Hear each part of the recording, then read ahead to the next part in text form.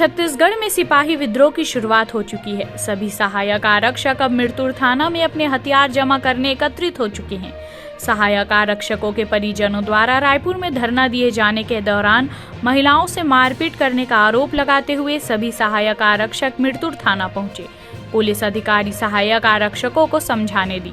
बता दें कि छत्तीसगढ़ में पुलिस परिवार के सदस्य अपनी मांगों को लेकर प्रदर्शन किया था।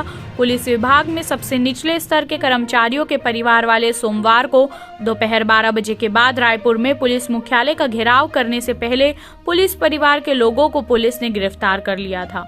गिरफ्तार कर सभी को माना थाना और कुछ लोगों को सप्रे साला में ले गई थी। इस दौरान पुलिस और पुलिस परिवार के बीच धक्का मुक्की हुई थी। फिर मंगलवार को डीजीपी ने पुलिस परिवार के प्रतिनिधि मंडल के साथ बैठक कर मांगों पर विचार करने की बात कही। इस पर भी पुलिस परिवार नहीं माने और मंगलवार शाम अभनपुर नेशनल हाईवे को जाम कर दिया, जिससे रात भर आवागमन प्रभावित हुई। इसके बाद सीएम भूपेश बघेल ने उच्च स्तरीय जांच कमेटी बनाने का निर्णय लिया है।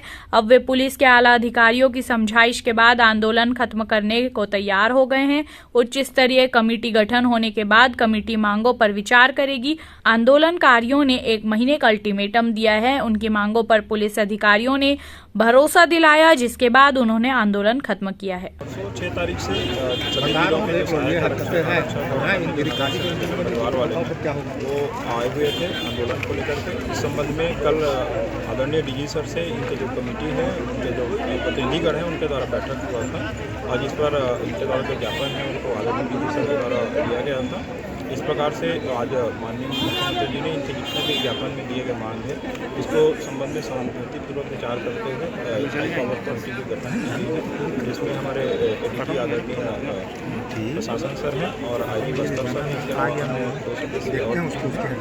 उनके द्वारा इनके जो भी मांग है, ज्ञापन है, उस पर